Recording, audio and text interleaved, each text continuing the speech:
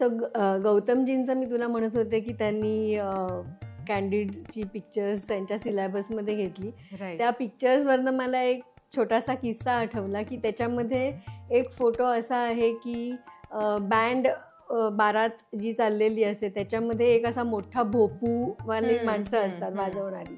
तर एका वरातीमध्ये असं झालं की तो माणूस वाजवत होता आणि असा मोठा त्याचा तो गोल असतो आणि नशिबाने तो तसा नवीन होता, त्यामुळे चकचकीत सरफेस होता त्याचा आणि त्या सरफेसमध्ये मला अख्खी वरात तिचं रिफ्लेक्शन मिळत होतं. So that was the whole story in it. म्हणजे व्हेन्यूचं नाव दिसत होतं, नवरा मुलगा घोड्यावर बसून त्याच्यावर कोणीतरी छत्री धरली आहे हे दिसत होतं आणि अख्खी वरात त्याच्यामध्ये दिसत होती. पण तो जो वाजवणारा होता he was all the time moving around. म्हणजे त्याला माहिती नव्हतं की मी त्याचे फोटो काढते ते.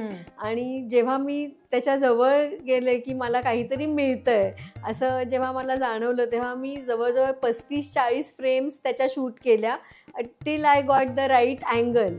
कारण तो सारखा हलत होता. मग शेवटी मी त्याला एकदा सांगितलं की दादा थोडा कम हिलिये असं सांग, कारण तो त्याच्या वाजवण्याच्या नादात होता. मला त्याचं ते टेम्परामेंट पण घालवायचं नव्हतं.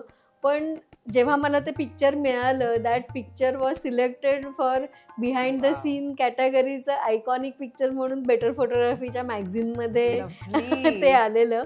आणि मजा अशी की तो जो वाजवणारा होता तो एवढा खुश झालेला की ही सगळी वरात सोडून माझे एवढे फोटो का काढते असा त्याला आनंद झालेला एकदम.